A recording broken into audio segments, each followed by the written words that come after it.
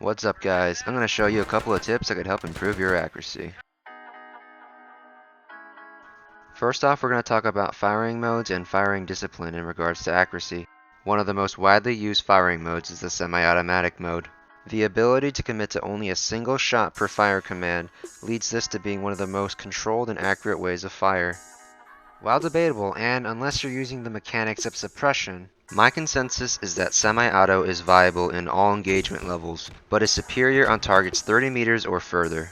Keep in mind that my personal 30-meter guideline is not mandatory to follow, but just to put it into perspective of your own gameplay. The reason I say this is that burst and as well as automatic mode can have major drawbacks if not contained to their respective engagement distances. The other method of firing is burst, which draws from pros of semi and full auto. With this method, you'll be able to fire off multiple rounds in comparison to semi, and as well as having a smaller spread in comparison to automatic fire. Here's an example of a successful burst. However, on my next target, I made the mistake of continuing the burst fire. While I was attempting to aim at center mass, most of my rounds were landing off target because I was adjusting my aim above the player's concrete cover. Although burst provides a close grouping of rounds, this is where target exposure can affect player accuracy. I should have transitioned on the fly into semi-automatic mode. Nonetheless, this example just highlights how terrain can negatively affect certain engagement distances and firing options. As we move on to the subject of automatic fire, keep in mind that I'm referring to the M4 and AK series rifles. The RPM, otherwise known as rounds per minute, can be really high on these weapons, so you'll need to account for the increasingly difficult recoil patterns to maintain accuracy at range. I tend to contain my automatic fire at engagements of 5 meters or less. However, if you take a look, the target was definitely greater than 5 meters from me.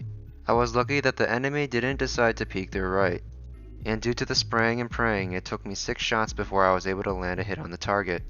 What I should have done here was lined up a good burst and let my recoil reset before engaging with a second burst. There's just too much room for error to engage targets greater than 5 meters with automatic fire. The missed shots and unstable firing of the gun can give the enemy a second chance to kill you. Having said that, I hope my layout of learning how to adapt firing modes over distances can serve as a foundation to improving your accuracy. This next tip is just going to be a simple exercise. First off, we're going to be at the grenade range. We use this range because the targets have a one-hit knockdown that helps us indicate our hits. Then you'll have to hit 23 targets with 23 rounds. Next off, we're going to want to shoot in a left to right alternating order, and I'm going to show you guys an example shortly. And lastly, you guys are going to want to time yourself. Not only does this timing help you improve as you get faster and faster, but it's also a pressure mechanic. What I mean by pressure mechanic is that when you're in those CQB situations when you're 2 to 5 meters away from the enemy, you're going to want that built-in mental fortitude to help you steady your aim and make sure you're not spraying everywhere. At my best attempt, I was only able to get it at 24.5 seconds. Let's see if you guys can beat that. Alright, we're at the grenade range. And here, if you watch closely, this is the left to right alternating order. It goes farmost left all the way to the farmost right, then back to the farmost left, all the way back to the farmost right. Now, you guys don't have to follow this firing pattern exactly. Try and find new ways to help improve yourself on target snapping. The movements of this exercise can tell whether or not you're over-aiming or under-aiming. Keep in mind, this place is pretty good to test out your DPI settings if you want to adjust to a new sensitivity. And this transitions to my next point, which is the topic of DPI settings along with in-game sensitivity. I play at a DPI of 3000 with an in-game sensitivity of 0.15. Now, I'm not saying that you should copy this exact DPI setting and sensitivity. It's just to give an idea that everybody has a different sensitivity that they prefer. Some argue that lower sensitivity gives more precision, whereas higher sensitivity allows for faster camera adjustments. However, what I've noticed is that a higher sensitivity gives you an edge in close quarters combat, whereas a lower sensitivity, although biased, will help you engage in targets that are 100 meters or more.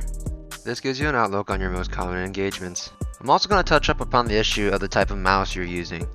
Now, a lot of the gaming mice out there have software programs that come with settings that allow you to adjust your DPI. I use the Corsair M65, and it has a button that lets you change the DPI to your liking. For those that are interested in the Corsair M65, I'll leave a link in the description box below. In the end, it's what you think is comfortable, and that goes for both equipment and DPI. The reason why I stress this so much is because so many people look for their DPI settings as the first solution to their problems with accuracy. They end up changing to a desired sensitivity or DPI and expect accuracy problems to be solved when they don't realize that the constant setting changes can mess up their muscle memory. If you're going to change your current sensitivity, I'd recommend doing small incremental changes every so often, so you don't have to sacrifice your gameplay. Much like Arma 3, this game has a stamina system. This will be located on the bottom right side of your screen.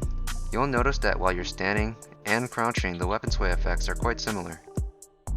However, if you're in a position to lay down accurate fire, I would highly recommend proning to reduce the overall weapon sway.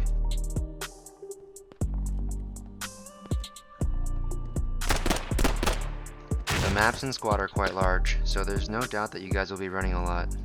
That's why I would like to address the issues that might be affecting your accuracy when you're trying to aim at your targets. My rule of thumb is to sprint until you have half of your stamina bar left, because you don't want to arrive in a firefight with your weapon sway out of control due to the realism mechanic of fatigue.